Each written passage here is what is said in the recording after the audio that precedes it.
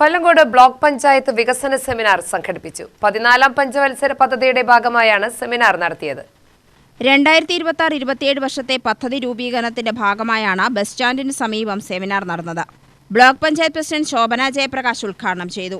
നമ്മളുടെ ബ്ലോക്ക് ഫണ്ടെന്ന് അനുവദിക്കാവുന്നത് എന്ന് പറഞ്ഞാൽ ഏകദേശം ഒരു 10,98,00,000 സംതിങ് ആണ് നമ്മുടെ ഫണ്ട് എന്ന് പറയുന്നത്. പക്ഷേ എല്ലാവരും വെച്ചത് നോക്കുമ്പോൾ ഏകദേശം ഒരു 30 കോടിന്റെ നിർദ്ദേശങ്ങളും പദ്ധതികളും ഉണ്ടാവും. അപ്പം അതിലേറെ പ്രാധാന്യമുള്ളതൊക്കെ എടുക്കുക, അല്ലാത്തത് വെട്ടിച്ചുരുക്കിയിട്ട് പ്രാധാന്യമുള്ള പ്രോജക്റ്റുകൾ വയ്ക്കണമെന്നൊരു അപേക്ഷയുണ്ട്. അതിന് നിങ്ങൾക്ക് ഡിസ്കസ് ചെയ്യാനുള്ളൊരു സമയമുണ്ട്. അതെല്ലാം നിങ്ങൾ ചർച്ച ചെയ്ത് നമ്മൾക്ക് അതിപ്രാധാന്യമുള്ളത് എടുക്കുക.